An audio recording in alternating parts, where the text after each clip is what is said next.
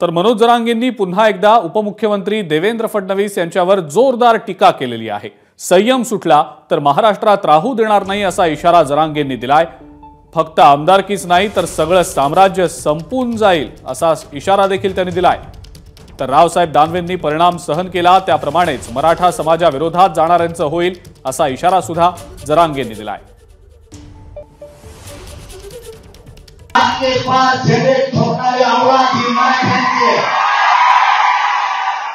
जर का मराठ्यांच्या पोरांचा संयम सुटला या आमदार भामदार हे तर सोडूनच द्या पण तुम्हाला सुद्धा महाराष्ट्रात हे मराठा राहू देणार नाही।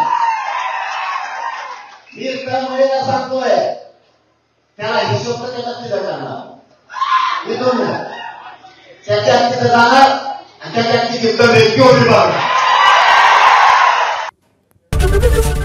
एबीपी माझा, उघडा डोळे बघा नीट।